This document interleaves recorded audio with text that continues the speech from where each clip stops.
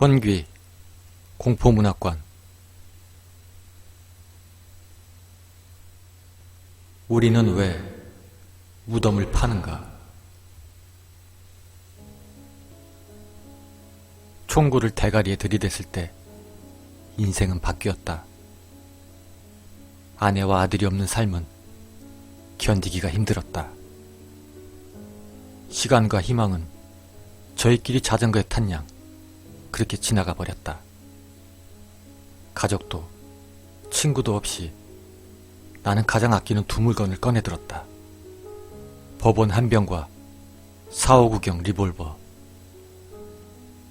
그날은 차갑고 축축하고 그리고 조용했다. 죽기 좋은 날이었다. 최후의 한 모금을 들이켜고 나는 차가운 총구를 땀 범벅이가 된 관자놀이에 갖다 댔다. 그렇게 마지막 심호흡과 함께 방화쇠 손가락을 감고. 그런데 바로 그때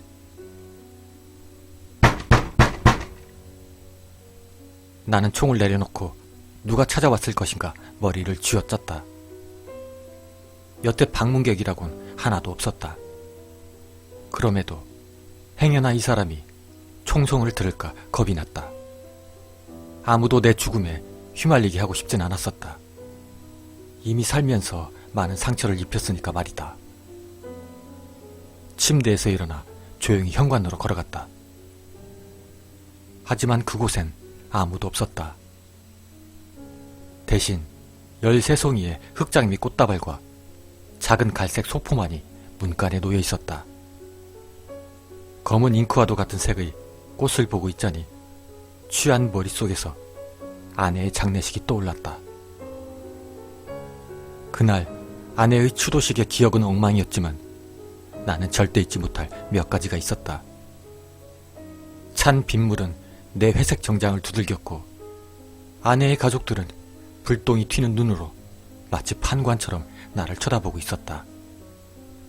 법원의 낯익은 아린맛이 뒷목에서 느껴졌고 그녀의 관엔 흑장미가 놓여 있었다. 그날 난 처음으로 흑장미를 봤다. 휜 캔버스 위에 떨어진 검은 물감 같은 그 장미를 말이다. 난 다시금 소포를 내려다봤다. 그 꽃다발에 꽂혀있는 쪽지엔 간단한 질문이 빨간 잉크로 쓰여 있었다. 우리는 왜 무덤을 파는가? 도대체 누가 이런 불길한 꽃과 기이한 메모를 남기고 갔는지 나는 도저히 알 수가 없다. 편부모로 산다는 건 힘들었다. 아내는 우리 작은 가족을 하나로 묶어주는 그런 사람이었다. 이제는 그저 아들과 나뿐. 하지만 그것도 잠시였다. 아들이 돌아오기만 한다면 난 뭐든지 줄 수 있다. 아이가 실종됐던 그날 아이를 좀 더 신경 써서 돌봐줬어야 했는데 평소처럼 나는 삶을 잊느라 너무나 바빠 무거운 눈꺼풀을 닫기 전에 또 술을 마실까 그렇게 머뭇거리고 있었다. 경찰은 아이를 찾지 못했다. 그리고 앞으로도 그럴 것이다. 아들이 납치당한 건 7살 때였으니까. 나는 고개를 숙여 문간에 놓인 그 물건을 들고 들어와 탁자 위에 놓았다. 그리고 잠깐 뒤 나는 비에 젖은 그 소포를 뜯었다. 그 소포 안에 들어있던 건 슈퍼 8 필름 한 통이었다. 누군지는 몰라도 이걸 보낸 사람은 날 잘 알고 있는 게 분명했다. 슈퍼 8 카메라를 모으는 건 내 유일한 취미였기 때문이다. 비록 그에 관해 얘기한 적은 적었지만 말이다. 그렇게 한 손엔 필름을 그리고 다른 손엔 법원을 든 채로 지하로 내려갔다. 낡은 상영기 위에 쌓인 먼지들을 털어내고 빨랫줄에 시트를 넣은 뒤 그 필름을 돌렸다.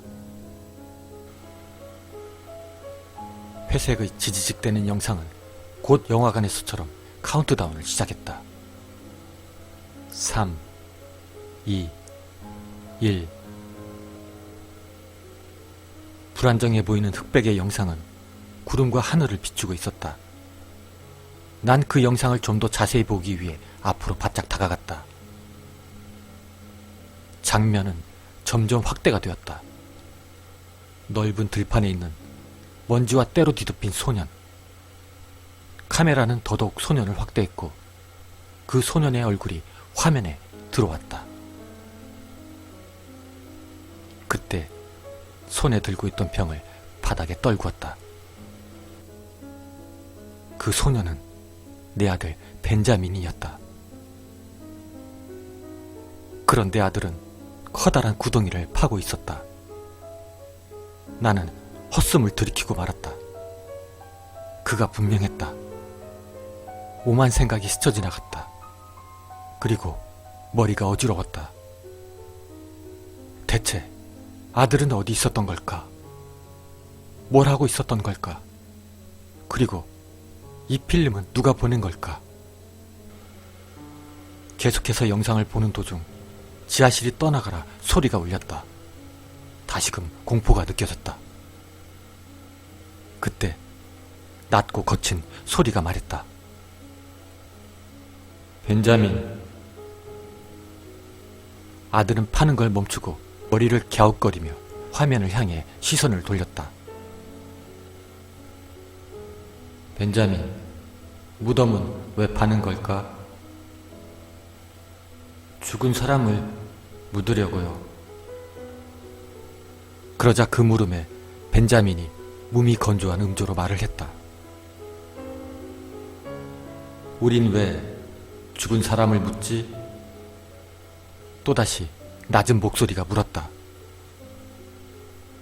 죽은 사람들을 검은 장미에게 먹이려고요. 벤자민이 답했다.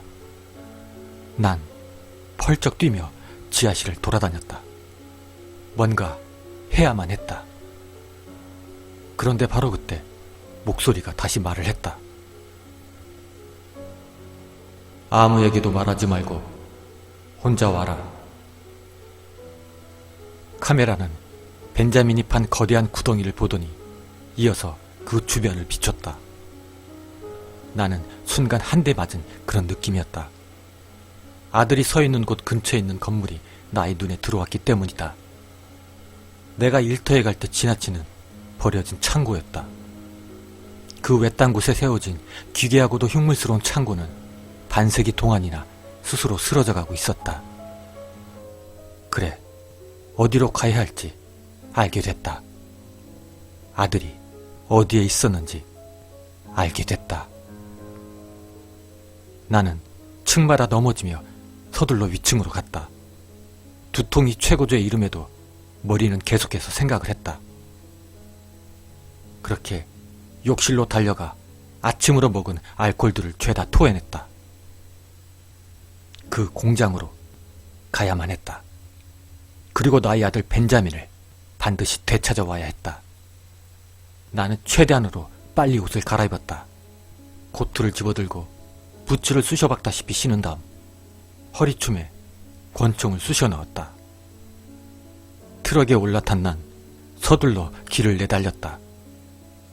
길은 소름 끼치도록 조용했다. 마치 지구가 자전을 멈추기라도 한 것 마냥 말이다.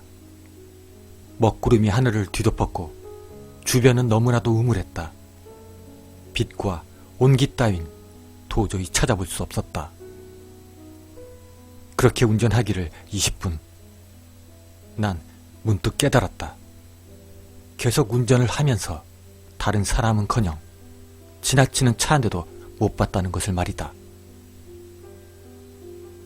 난 철저히 혼자였다. 운전하는 내내 나는 이 고립감을 맛봐야 했다. 그리고 마침내는 그 공장이 나의 시야에 들어왔다. 어두웠지만 빨간 벽돌이 지평선 너머로 보였다. 트럭을 주차하고 황무지를 지나 그 건물로 다가섰다. 주변에 산발적으로 퍼져있는 직사각형의 무덤들을 피해가면서 말이다.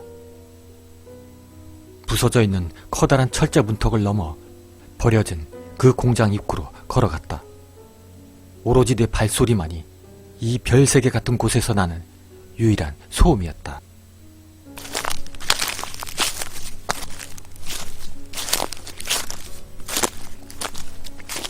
거대한 정문은 부서진 채로 열려 있었다. 나는 크게 숨을 들이쉬고 안으로 들어섰다. 공장은 거대했다. 콘크리트 벽과 철제 빔들이 내 앞으로 수마일은 펼쳐져 있었다. 바닥은 부서진 벽돌이며 금속 조각, 그리고 먼지로 바다를 이루고 있었다. 낡은 조립 라인의 뼈대가 메인 룸의 중앙에 멈춰선 채로 그렇게 들어서 있었다. 손전등을 켜고 탐색을 시작했다. 대체 어디서부터 시작해야 될지 몰랐지만 말이다. 나는 미친놈처럼 문들을 열어젖히며 수시간 동안이나 그곳을 돌아다녔다. 그러나 얻은 거라곤 어둠과 먼지밖에 없었다. 난 이미 포기한 상태였다. 집으로 돌아가 경찰에게 그 필름을 넘기고 술로 모두 잊어버리는 것이다. 하지만 입구로 돌아갔을 때 난 믿을 수 없는 일에 망연하게 멈춰섰다. 내가 들어왔었던 문은 사라져 있었고 단단한 콘크리트 벽이 세워져 있었다. 안간 힘을 짜내 밀어보았지만 꿈쩍도 안 했다. 도대체 어떻게 이런 일이 가능하지? 그런데 바로 그 순간 공장에서 엄청난 소음이 일며 불빛이 들어찼다. 난 돌아서서 허리춤에 찬 권총을 꺼냈다. 조립 라인의 기어가 굉음을 내며 돌아가고 있었다. 난 걸어가서 살펴보기로 했다. 뒤틀린 금속 조각과 유리 파편들이 조립 라인으로 빨려 들어가 다음 방으로 운송이 되고 있었다. 그리고 기름과 가솔린의 냄새가 그 안을 채우고 있었다. 난 언젠가 배운 적이 있어서 저것들이 끔찍하게 패이고 부서진 자동차 부품들이라는 걸 재빨리 파악할 수 있었다. 그렇게 잠시 시간이 흐르고 불빛이 반짝이더니 그 조립 라인이 멈춰섰다. 이 라인이 도대체 어디서 끝났는지 살펴보기 위해 그 옆방으로 갔다. 이중문을 열고 안으로 들어가 방 안에 있는 거대하고 어두운 물체를 향해 손전등을 비췄다. 그리고 난 그걸 보자마자 토할 수밖에 없었다. 그건 차였다. 죽은 아내의 차. 아내가 죽었던 날 밤의 기억이 머릿속에 들어찼다. 난 버번을 마시고 있었다. 언제나 그렇듯이 말이다. 밖은 눈보라가 휘몰아치는 소리로 시끄러웠다. 벤자민은 학교에서 독감에 걸린 바람에 위층에 있는 자기 방에 누워 있었다. 막 일을 마치고 돌아온 아내는 언제나 취해 있는 날 경멸했다. 그녀는 날 내려다보며 한숨을 쉬었다. 벤자민이 먹을 약은 내가 사와야겠네요. 그녀는 벤자민의 약을 사러 떠나면서 마치 분노의 표출처럼 문을 거세게 닫았다. 그게 그날 저녁의 내 마지막 기억이었다. 다음날 아침 난 경찰서에서 조서를 작성하고 있었다. 그녀는 충돌 사고가 있었고 몇 시간 뒤 병원에서 죽었다. 그녀가 임종을 맞이할 때 나는 집에서 술에 취해 있었다. 난 그녀와 결혼할 자격이 없었다. 그녀에게 안녕을 말할 기회조차도. 깨진 창문을 손전등으로 비추며 천천히 뭉개진 세단의 차내에 다가가 그 운전석 안을 슬며시 살펴봤다. 빛이 차 내부를 비추자 다시금 공포가 찾아왔다. 내 눈이 장난을 치고 있는 걸 거야. 불가능한 일이라고. 왜냐하면 사람이 그 안에 앉아 있었기 때문이다. 운전대에 머리를 처박은 채로 말이다. 그 광경을 본 나는 뒤로 엎어져 등이 벽에 닿을 때까지 뒷걸음질을 쳤다. 난 반쯤 누워 얼굴을 손에 파묻었다. 머리가 어지럽고 너무도 혼란스러웠다. 익숙한 죄책감에 압도를 당한 채 지금 이 상황이 현실성이 있는 것인가 하는 그런 생각이 내 머릿속을 지나다녔다. 아내의 사고 이후로 매일 느껴왔던 죄책감, 그리고 매일 술에 절어 살면서 잊으려고 했던 그 죄책감. 난 그렇게 어둠 속에 앉아 무엇을 해야 할지, 뭘 생각해야 할지조차 몰라 하고 있었다. 방은 다시 돌고 있었고 손전등을 끄자 어둠이 다시 나를 엄습했다. 그녀의 차를 보는 걸 나는 더는 견딜 수가 없었다. 그러나 방을 덮은 그 침묵은 착각할 수 없는 소음으로 인해 깨졌다. 도저히 사실이라고 받아들일 수 없는 소음으로 인해서 말이다. 차 문이 열리는 소리였다. 문의 경첩이 시끄럽게 삐걱이며 텅 빈 공장에 메아리 쳤다. 하지만 그 뒤에 들리는 그 소리는 나를 더욱 공포로 마비되게 했다. 돌 바닥 위에 축축하고 삐걱대는 발소리가 나를 향해 다가왔다. 난 허둥대며 손전등을 켜곤 헛숨을 들이켰다.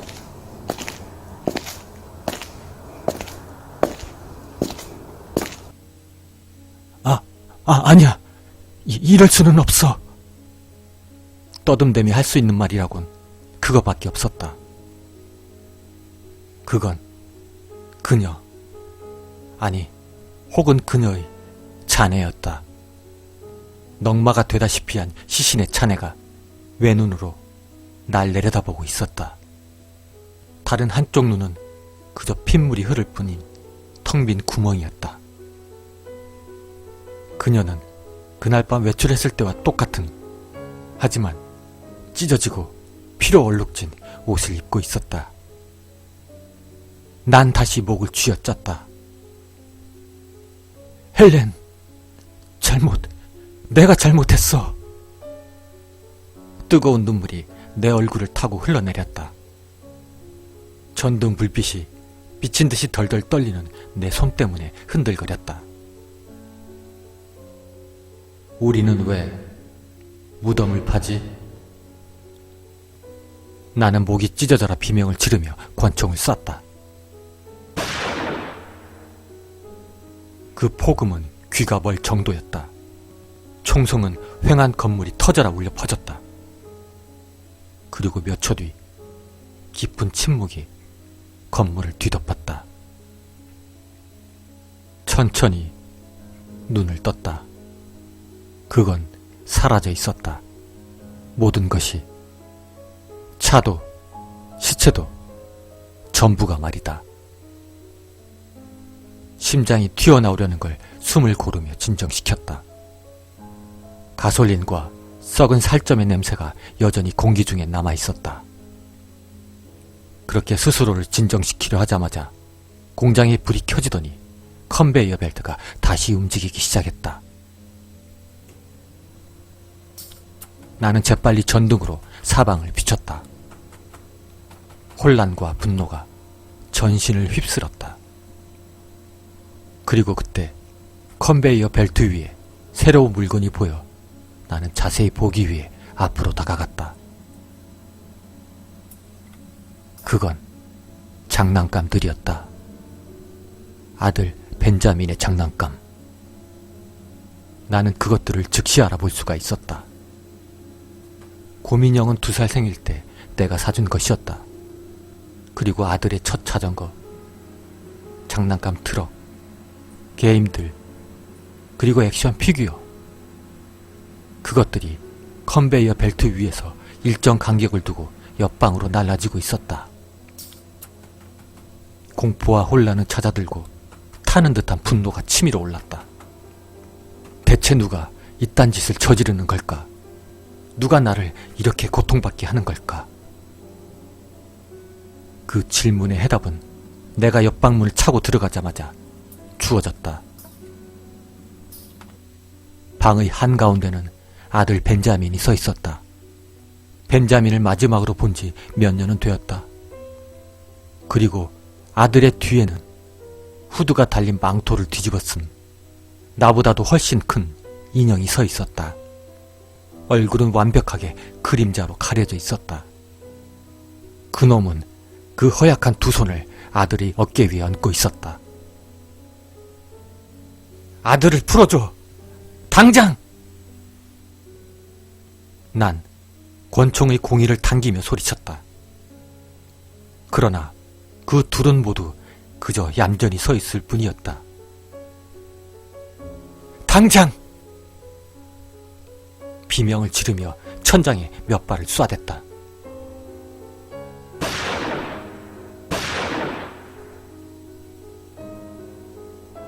아빠,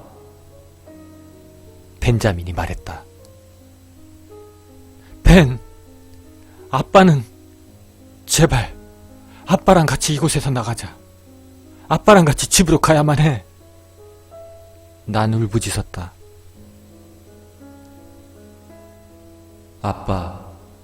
아빠가 매일 술을 마실 때마다 무덤을 조금씩 깊게 파내려 간 거야. 그리고 내 눈앞에서 아들 벤자민의 몸은 마치 부스러지듯이 사라져버렸다. 그리고 그 자리에서 수백의 흑장미 꽃잎들이 커다란 무더기를 이루며 천천히, 아주 천천히 떨어졌다. 그러나 그 후드를 뒤집어 쓴 놈은 그대로 남아있었다. 대체 무슨 짓을 한 거야? 벤자민을 돌려줘! 나의 말에 그놈은 천천히 후드를 벗었다. 믿을 수 없는 일이었다. 그곳에 서 있는 건 괴상하게 뒤틀린 바로 나였다. 그놈은 손에 들린 호박색 액체를 꿀꺽대며 왜곡된 얼굴로 미소를 지었다. 끔찍한 인간 같지 않은 웃음이 입을 삐져나와 방을 채웠다.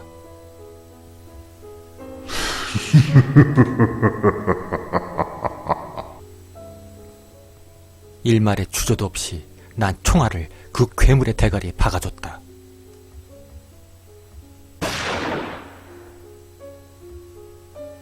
그리고 그 모든 것들이 침묵 속으로 빠져들어갔다.